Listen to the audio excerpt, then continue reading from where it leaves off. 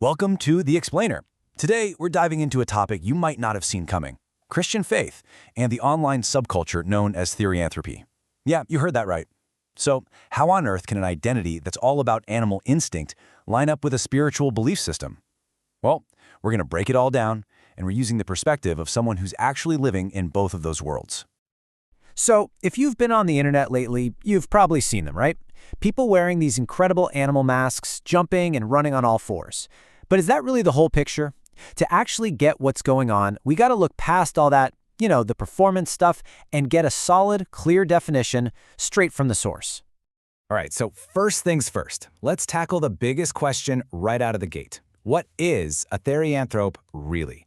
And look, to get this right, we're not going to mess around with assumptions from the outside. We're going straight to the definition that comes from inside the community itself.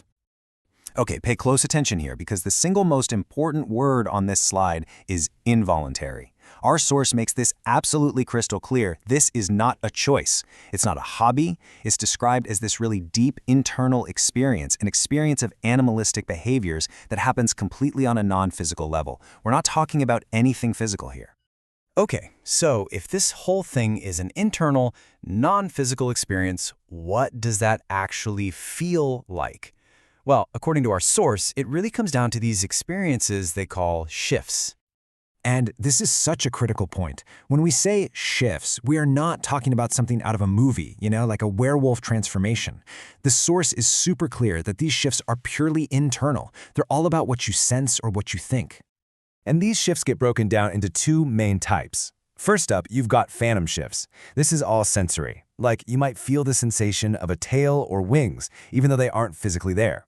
And then there are mental shifts. This is more about your mindset, where the source says it's like feeling more instinctual, maybe thinking in a way that feels more animalistic. Now, for some people, this internal feeling can lead to something the community calls species dysphoria. And that's described as this really profound sadness, this distress that comes from knowing you'll never physically be that animal.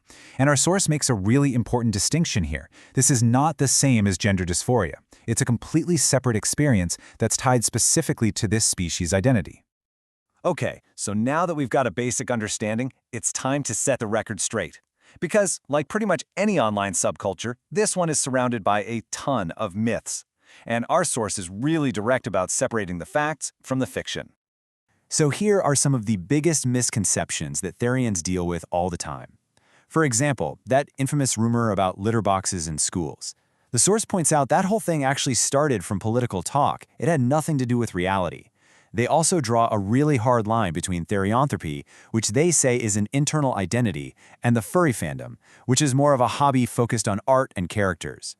And maybe the most important point of all, they emphasize that Therians are fully 100% aware that they are human. All right, so this brings us right to the heart of our explainer. We've got the definitions, we've debunked the myths. So how does Christian faith fit into this whole picture? I mean, on the surface, these two identities might seem like they're from completely different universes, right? So how is it even possible to bring them together? Well, our source offers this really fascinating theological framework that explains exactly how these two worlds can coexist. And here it is. This is the central argument. The source suggests thinking about your identity in two parts. You have a core, and then you have facets that surround that core. So for a Christian, their core identity is the relationship with Christ. That's the center. In this view, lycanthropy isn't the core, it's a facet. It's an experience that's part of who they are, just like having a passion for art or music would be. This one quote from the source just says it all, perfectly. It frames lycanthropy as something a person experiences, not the thing that fundamentally defines who they are. Their spiritual identity, according to this perspective, stays firmly centered in their faith. Okay, so if the experience is all internal, what's the deal with the stuff we see online? The masks, the jumping. This brings us to things like quadrobics and therio-gear. So the source defines quadrobics not as just pretending to be an animal, but as a legitimate, physically demanding sport. They describe it as something that requires real arm, core, and leg strength. Think of it like an animalistic parkour. It's a form of expression for sure, but it's not some kind of requirement to be a Therian. And it's the same kind of idea with therio-gear, like the masks and tails. It's presented as a tool. For some, it might just be a form of self-expression. For others, it could be a way to help cope with that species dysphoria we talked about, connecting that internal feeling to something external. But the source is really clear. This is not about rejecting your humanity. And in the end, our source brings everything back to this core Christian message of love and acceptance and extends it to cover every kind of human experience.